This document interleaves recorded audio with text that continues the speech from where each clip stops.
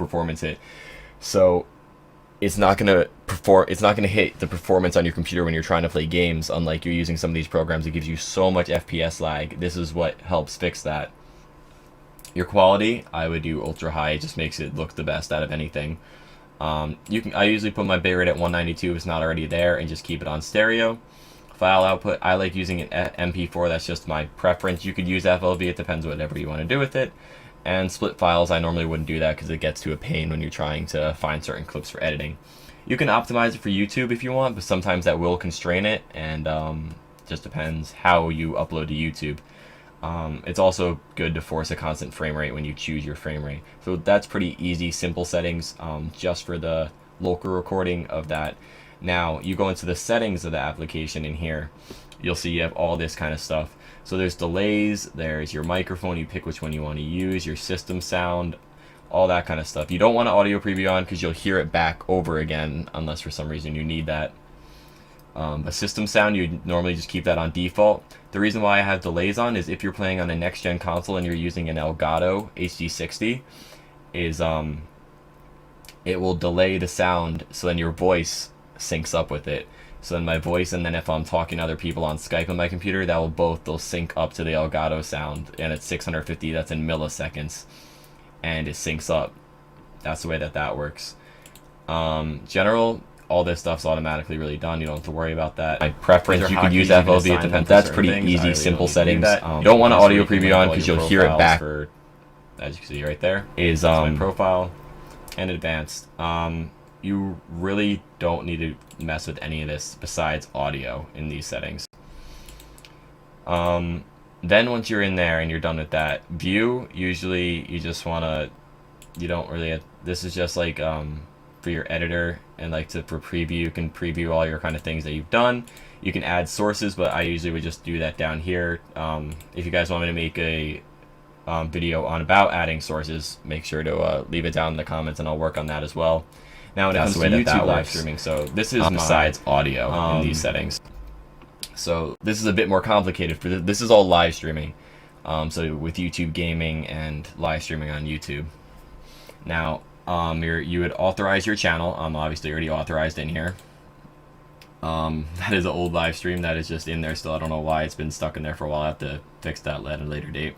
You can put in your description, your tags, everything like that. I normally have it all preset on YouTube, so I don't really do that. You can add sources, but I usually would just do these settings. But you can do that if you like. Category gaming, obviously, if you're playing gaming or whatever you're live streaming, make sure to put the right category. And public, because you want people to be able to see your live stream. Set details before every broadcast, I would definitely do that, so you can set your title, description, and tags every time before you stream, because obviously you're not going to be streaming the same exact thing every time.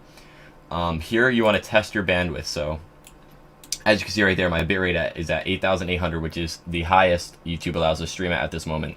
That all depends on your internet speeds, so depending on whatever your internet is, you'll have to look that up of what a good bitrate would be for your internet speeds. Just look at your upload speed and you'll be able to tell that. Or whatever you're live streaming, make sure to put the right category of what you're able to stream at. So, we don't need to see the logs, but you can see all of it going through here. It should be done testing in a second here. It's got 6 seconds remaining. And this will just tell you, is your internet capable to be able to stream at this bitrate? So yeah, I just got green, which means it's good. Green, see, test result green. Green, the target bitrate was achieved, no frames were dropped. Yellow, not all frames, you should lower the bitrate or retry. Red, frames drops were present, you should not stream at that bitrate. Same thing with the recording. If you have an NVIDIA graphics card, definitely use this. It's going to make your recording 10 times better. And you can't change the highest your bitrate allows us to stream at this. Audio encoding, I also keep that at 192 and keep it on stereo. You could automatically have your recording saved onto your local drive. There's no real reason to actually have to do that because YouTube will automatically save them after into YouTube unless you want them saved. There's no reason to do that. And then if you're playing games like competitively and you don't want people for whatever reason to be up exactly with the stream, you can enable a stream delay. So then let's say you want it to be an extra minute behind. Streams are usually about 30 seconds behind anyways in real time, so that's the normal delay. Minute onto that, so try red frames drops seconds behind. Saved onto your local drive. There's no exactly where you are during the stream. So if you're playing like competitive games and stuff like that, you don't have people view whatever, like view cheating or whatever, however that works. I don't deal with the competitive side of any kind of games really anymore. But that is really it, guys. That is how you stream and record. Best settings for YouTube and YouTube gaming for live streaming, which is something I do every single day. As you guys know, it is a passion of mine and I love it. And I have been requested a bunch, as I said, to get this video out. So thank you for everyone for watching. If you haven't yet, go follow me on Twitter and Instagram. I'm doing a big giveaway on Instagram once we hit 8,000 followers. So go follow me at FGBeats. That's for both of them, Twitter and Instagram. Just at FGBeats. Thank you guys for all the continuous support. Love you all and peace out.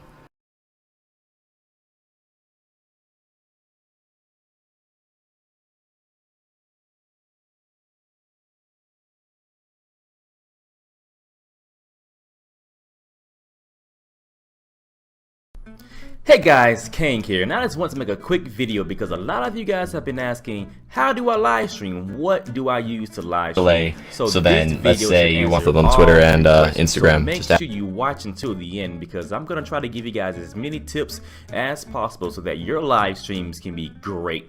Alright, so first things first, let's hop over to my desktop here and let's get me out of the way. So now, this may look crazy. This may look like Inception right about now, but I'm probably going to pop my logo over here so it's not in your way, so you guys don't get distracted.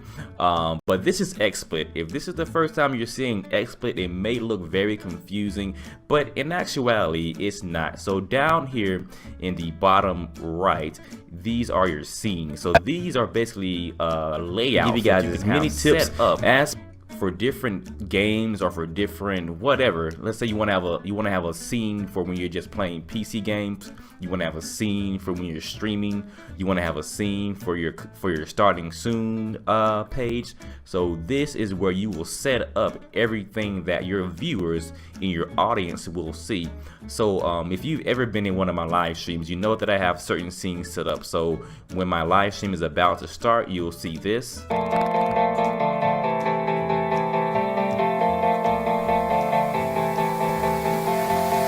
But this is XSplit. Right. If this is the first time you want to have a scene for when you're just playing. So all that is done through scenes. So let me show you how to make a scene. So the first thing you want to do is down here, you want to go ahead and right click on one of the scenes and that will pop open the scene editor. So let me move this out of the way. So now you have your scene editor. This is where you will be doing all the scenes and adding in all the content that you want. So right now it's blank, there's nothing in here. The first thing you'll want to do is go down here to add. So let's say you want to add in your game footage, and that's set up. So when my live stream is all that is done through scenes. Usually you can put it on auto detect. Auto detect will automatically detect, just as it says, most games. So if you just click on auto detect, whatever game you're playing, XSplit will pick it up and it will start.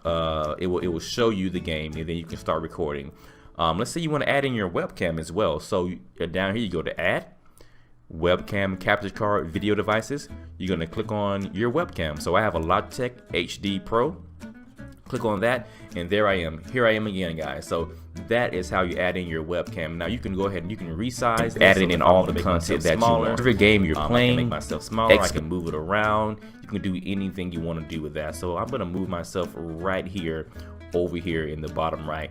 So let's say you have someone made you an overlay, someone made you a nice graphic that you can put on your live stream, and you want to add that as well. So go down here to add again.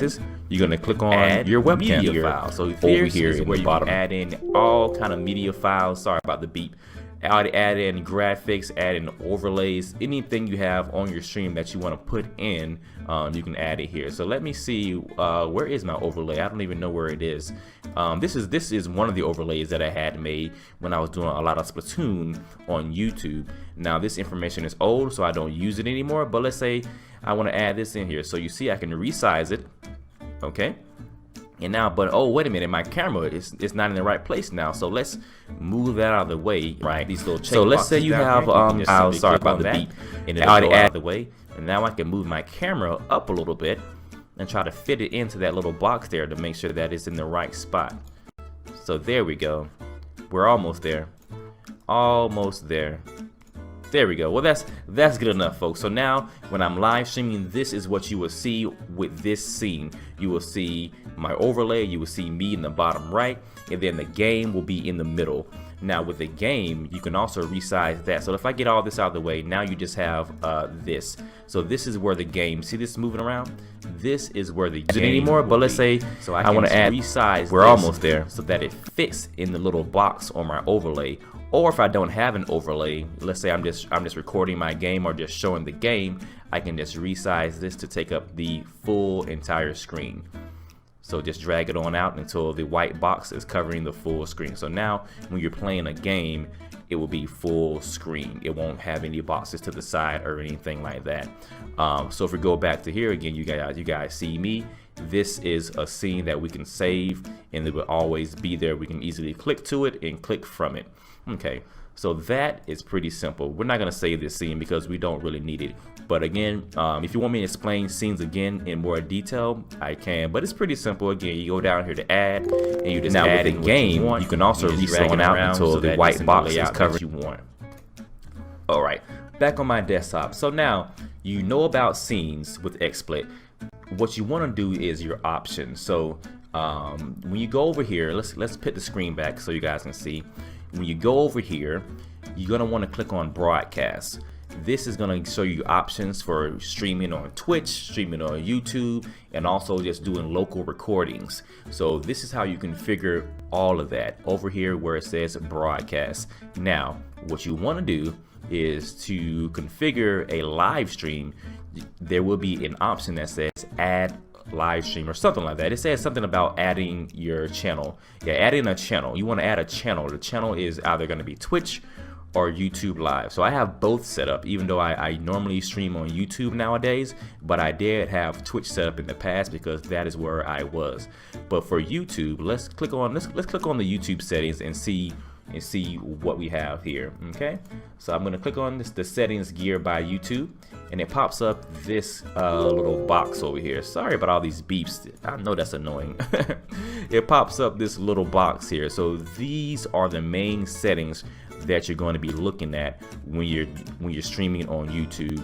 Now, a lot of this probably does not make sense at all. You know, what codec do we use, the bit rate, the mode, you know, what's all this information talking about? I have no idea. It's probably what you're saying, but you're going to know because I'm going to show you. So let's hop over to our browser really quickly. So that is pretty simple. We're not sorry about all these streaming settings. I know right here, YouTube streaming settings. Type that into your browser, your search engine, Google.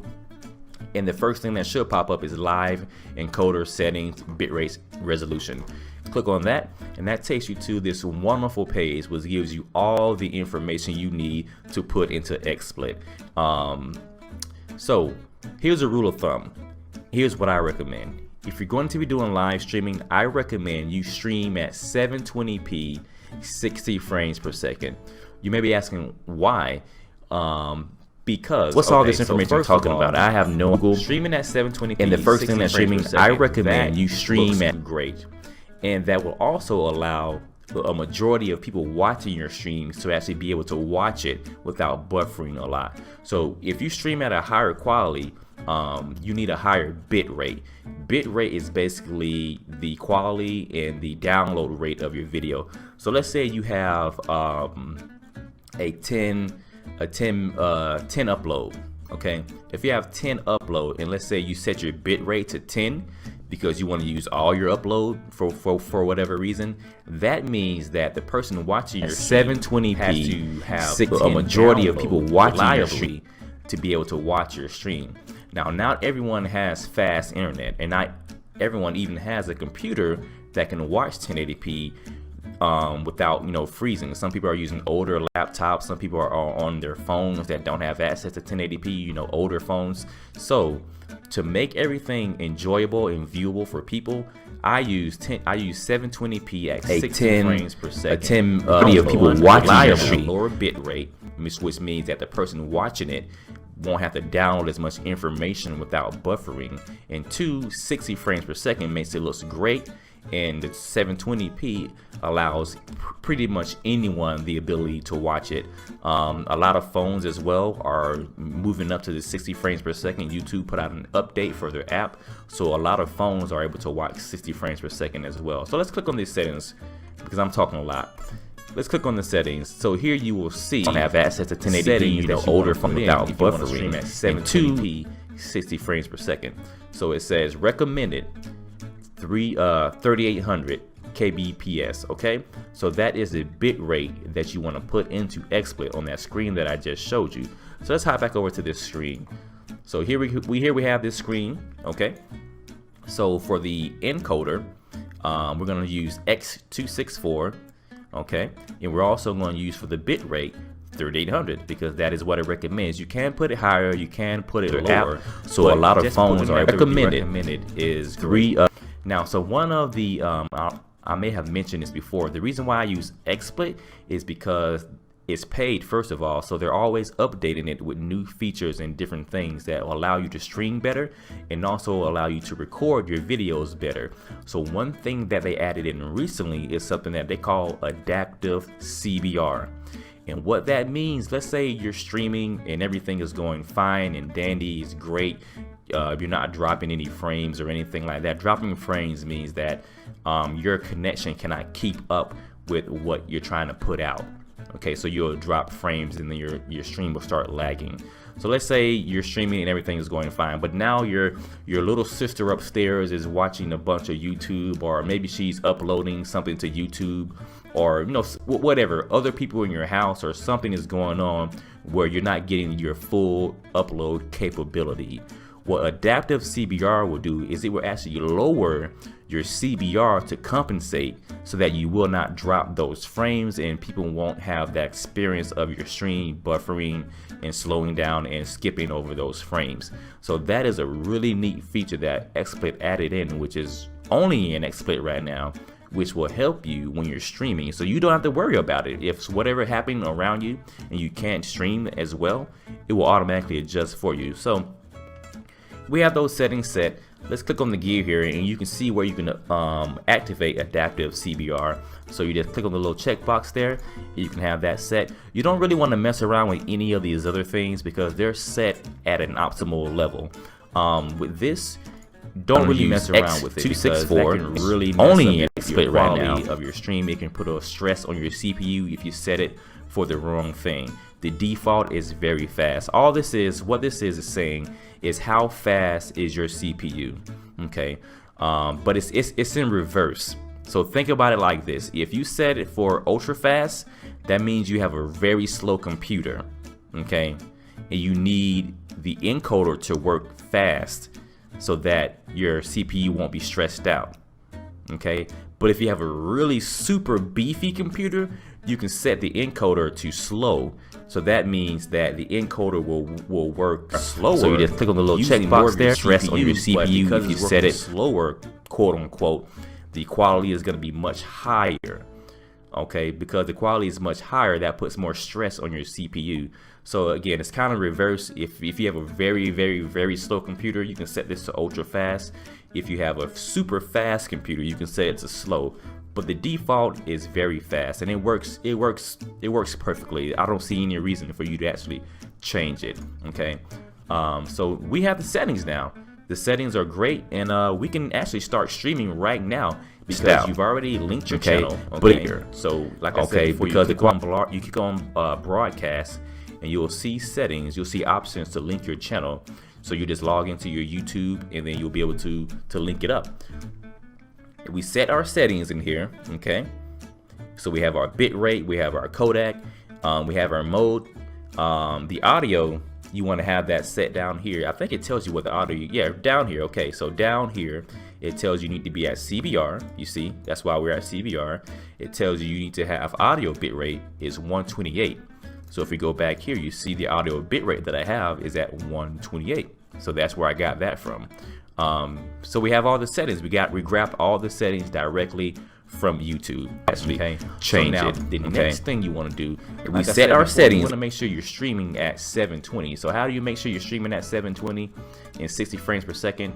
Again, we're in Inception here, but you want to go up to View, and then you'll see where it says Resolution. Because I'm recording right now, I can't actually change it, but I can, if I wanted to, I can simply change this to 720p. And then for the frame rate, you can change that to 60. Because I'm just doing a regular video without gameplay footage, I have it set to 30 and in 1080p. If I were recording a game, I would have that set to 1080p at 60 frames per second. So that's where you change that, the resolution and the frame rate. Okay. Then once you have that set up, let's say you want to make your video now. So let's hop over to YouTube. Rate is 128, aiming at 720. So how do you make sure main page here? What I like to do is you want to go over to click on the upper right here. You want to click on your Creator Studio. And then you want to click on where it says live streaming over here on the left. All right, so you have to have this enabled first of all. So if you don't have it enabled, you want to go over to your channel settings. Okay, you have that set to 1080p. Rate is 128, where it says live streaming. Make sure you have that enabled. You should have that option to you available. If you don't, then your channel is not eligible to live stream. And if you don't even see this page, that means that means you need to partner your channel with YouTube in order to have extra features. Okay, so again, we're gonna go over to live streaming, and then we're gonna go to events. Now you can do stream now if you have that option available. Stream now is pretty good if you just want to hop on really quickly. It just live stream at a drop of a dime. But events, you want to click on where it says live streaming over here. If you don't, then your channel is not eligible. Tonight at 7 p.m., which is what I usually do. I would just go to schedule a new event, and right here is where you can set the time. So today at 7 p.m. and we're just gonna call this test stream. All right, and then we're gonna make this private because I don't want it to be shown. So we're gonna have it set to private. Here's where you can set the description. You can set your keywords. You can do stream now if you have that option at 7 p.m., which is what I usually do. Settings. So here is something important here. So first of all, you want to have enable live chat clicked on so people can actually check. You want to have automatically block spam messages checked so that people aren't spamming in your channel, unless you want people to spam, but I don't see why you would want that. So make sure that is checked. You want to make sure you have down here at the bottom, all right, option at 7 p.m., which is what I use, is going to automatically record your live stream so that it is uploaded to a video to your channel later. Okay, so you want to make sure you have that set. Actually, no, you know what? I'm sorry. Recording. You want to make sure you have recording set so that the video is uploaded maximum of 8 hours after the video is over. And DVR allows people that are watching to be able to seek back. So let's say you're live streaming, right? But people will have the opportunity to go back 4 hours. So if they missed the beginning of your stream, they can actually scroll back all the way to the beginning and see that. Now, this is really important right here. Stream optimizations. You want to have this set, at least I think, you want to have this set for optimized for interaction. So that will decrease the delay in your stream so that when people say something in the chat, you have a better spam messages checked so that go to it later. Okay, so you want time for you to respond to their message. It's not perfect. There will be a delay in your stream. That's just how it works. But setting that will decrease the delay. That may have people buffer a little more, but it will decrease the delay. I think that's more important. People are typing to you and that you are able to respond quickly. Okay, so now, if you have monetization set up on your you want to have this set just checked so that goes to it later and all that. You can go to you can go to this tab and you can set what kind of ads you want to be shown in your live stream. Okay, so set that up if you want to. If you don't have to, whatever the case may be. After you're done with all these settings, click on create event. Okay, and that's going to create your event in a second. Okay, I think that's more important. And I have this set. Just check thumbnail. So just click on that and you click on browse and just add in any random picture that you want. I have a whole folder full of my my thumbnails and pictures that I save. So I have a thumbnail now. Okay, here is where you want to set your bit rate. Okay, so we're gonna click on that and you're gonna go to 720p, and then enable 60 frames per second. You want to click on that as well so that YouTube knows that you're going to be streaming at 720p 60 frames per second, so that people have that option when they're watching. If you don't have to, whatever the that's case all is. you Thumbnail. really need to do. So just click on that. You really need to do. So now let me show you how I have it set up when I'm actually live streaming. So I have the event set up. I can click on View on Watch Page. 720p. I'm at the watch and then page in here. your watch, if you don't have to, it will be starting in 5 hours. So what I usually do, and I'm going to show you exactly how it works for me in my exact setup. So you want to make sure you have at least 2 monitors. That's the optimal setup.